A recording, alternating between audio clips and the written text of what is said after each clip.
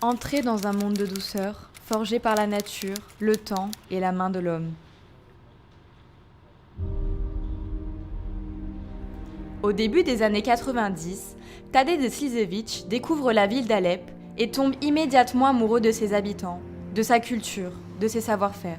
Dans les ruelles de la ville, il pousse les portes d'une authentique savonnerie et de son trésor, le savon d'Alep. C'est ici que l'histoire de Tadej commence. Durant ce voyage, Adeline de Slišević, directrice de Tadej, nous fait découvrir cette fabrication ancestrale.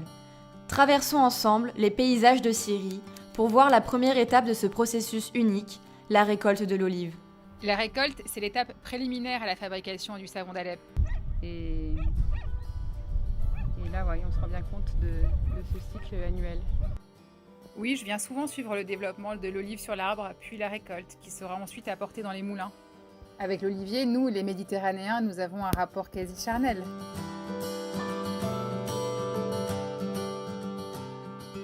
C'est tellement inscrit dans notre patrimoine méditerranéen et dans l'histoire du savon que c'est primordial cette agriculture. C'est ce qui a sauvé la filière du savon et ce qui nous a sauvés, c'est ça, c'est cet arbre encore. C'est un vrai symbole encore.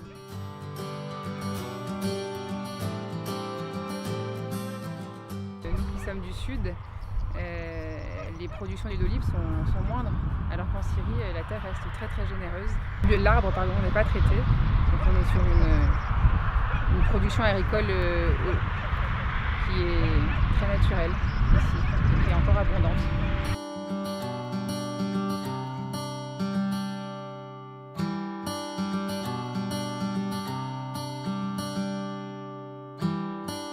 Très vite, Tadej s'impose en France avec son mythique pain d'Alep. Un savon à base d'huile d'olive et de baies de laurier, fabriqué par un maître savonnier dans cette savonnerie historique située au cœur du vieil Alep. Quand je suis venue ici, il y a plus d'1 an et demi, c'était pas du tout dans cet état. C'est bouleversant, c'était très très abîmé, il y avait des gravats absolument partout. Et il y avait beaucoup de parties du toit qui étaient à ciel ouvert. Et Hicham ne croyait pas pouvoir tout restaurer. Cette méthode alépine de fabrication en discontinu est un savoir-faire ancestral multiséculaire. Elle s'élabore en plusieurs étapes. D'abord l'empâtage. Pour 5 tonnes de savon, on chauffe, durant une vingtaine d'heures à 120 degrés, un immense chaudron de 10 000 litres rempli de 5 000 litres d'eau, 6 300 litres d'huile d'olive, 900 kg de soude minérale, auquel on rajoute de 3 à 40% d'huile de laurier. La saponification commence. Une pâte verte se forme, c'est la toute première émulsion de savon. Puis, vient le lavage de cette pâte saponifiée, avec une eau salée pour évacuer l'excès de soude. C'est le relargage. Il dure 3 à 4 heures. Ensuite, plusieurs lavages successifs à l'eau claire affinent la pâte, la débarrassent de ses impuretés. La liquidation se répète jusqu'à obtenir d'une parfaite neutralité. C'est au palais que le maître savonnier reconnaît l'excellence de sa pâte. Goût légèrement sucré, texture souple et onctueuse.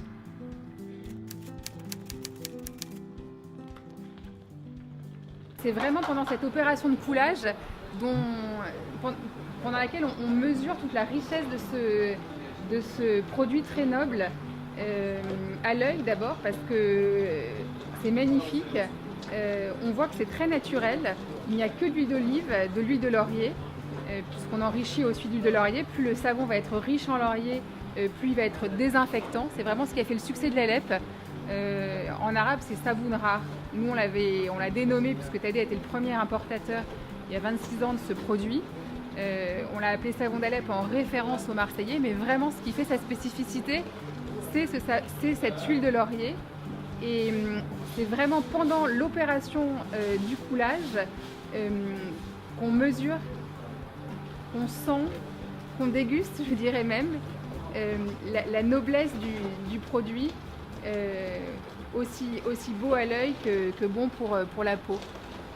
C'est un moment rare entre novembre et mars, après la récolte de l'olive.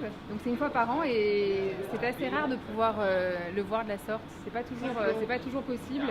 C'est vrai que c'est un pas de plus et l'étape du coulage est vraiment importante parce qu'on se rend compte pourquoi on a besoin de tant de superficie, puisque c'est vraiment sur quatre côtés.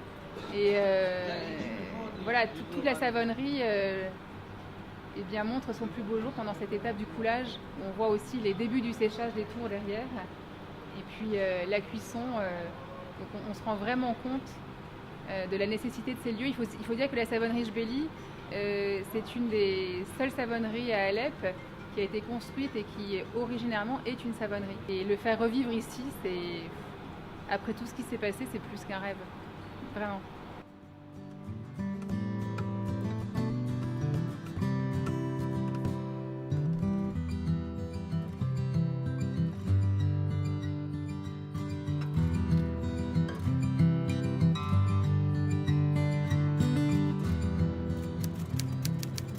Alors ce matin, non, on a laissé reposer la pâte pendant à peu près 24 heures, c'est le glaçage. Et du coup, il y a la découpe manuelle au couteau.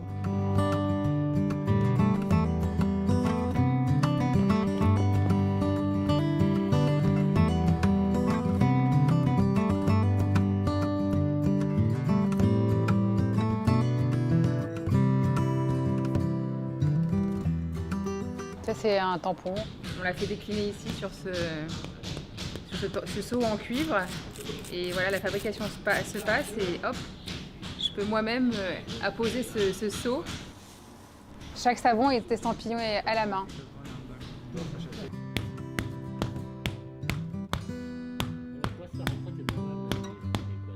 C'est beau aussi, ça. C'est beau parce que c'est un travail qui est manuel. Tout est vrai. La composition du produit au mode de fabrication. C'est vraiment 100% nature. Donc là, c'est un savon qui fait 200, presque 300 grammes. Là, ils en font la moitié 140, 150. Et dans 9 mois, il fera plus de 100 grammes pour le couper en deux.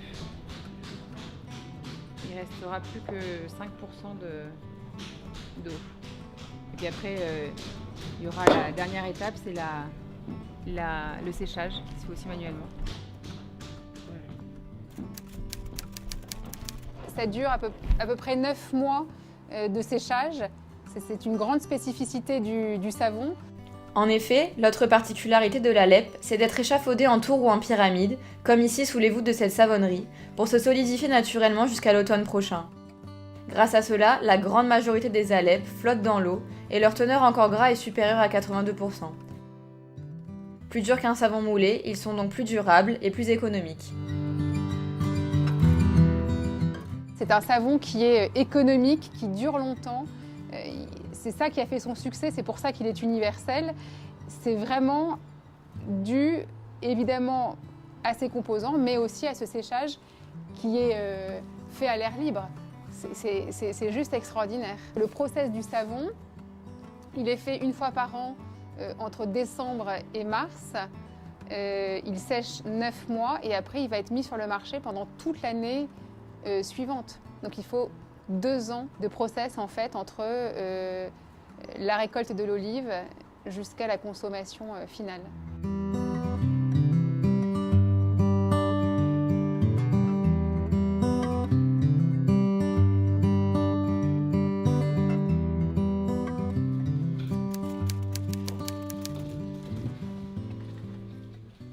On est dans la zone de nettoyage du savon.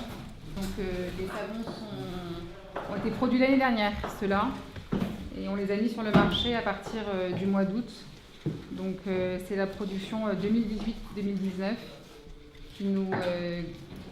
que nous vendons jusqu'en juillet-août 2020. On vérifie le poids du savon et on vérifie aussi sa flottabilité. Donc chaque savon est pesé. Il faut savoir qu'il va faire plus de 200 grammes. Ce savon a déjà plus d'1 an.